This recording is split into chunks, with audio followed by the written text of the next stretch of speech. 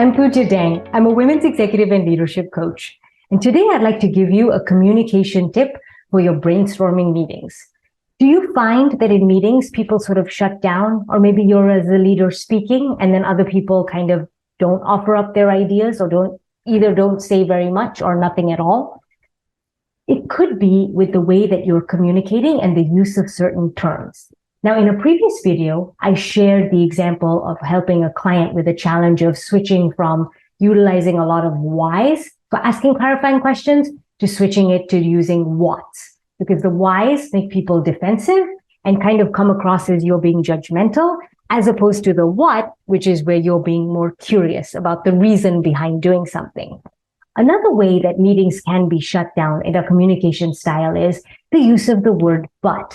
So for instance, if we're brainstorming and someone throws out an idea, people tend to be like, but that would never work. But what about this other thing? But what about this, right? And again, it sort of is a ding. You might as well, it's like this mental or verbal slap on the face, like that's a bad idea, right? And what it does is, even if we have psychological safety where people are okay throwing out bad ideas, inherently within our mind, when you've gotten turned down and you're like, wow, that was dumb, you're not going to be as creative and curious and as willing to share other ideas. So here's what I propose instead. When you're having a brainstorming session where everyone is trying to figure out what to do, and someone throws out an idea, and hopefully some of them suck because that's what a great brainstorming session is about, the goal would be to use the improv terminology to do yes and instead. So someone throws up a crappy idea. The best thing to do literally would be like, oh, I like that idea because of this, this, and this, right? So even if there's only 5 or 10% of that thing that makes sense, I want you to call out the 5 or 10% of it to be like, that's actually a great idea. Or I like that you used us collaborating together to come up with this idea. Or I really like that it's using resources we already have in order to put something into place. And I'm wondering if we could also do this other thing.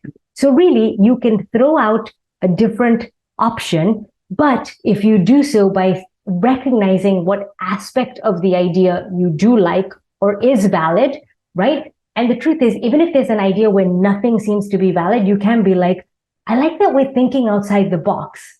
And I'm wondering if we can move into this other direction and perhaps consider X, Y, and Z.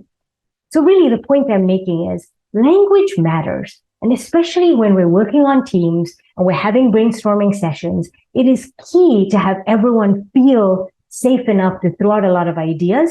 More importantly as well, because then the quality of the ideas generated at the end, the result will be better if you can kind of get out all the nonsense first and some of the good ideas. And really, some of our best ideas at one point probably seemed completely ridiculous. I mean, case in point, seriously, when I heard about the Airbnb, I'm like, really? Living in someone else's house or couch surfing? I would never do that. Uber, I'm not going to sit in someone else's car and drive. But no, I've done both, right? And so you have to allow for people to be able to generate these ideas. And a great approach to take is the yes and approach from improv.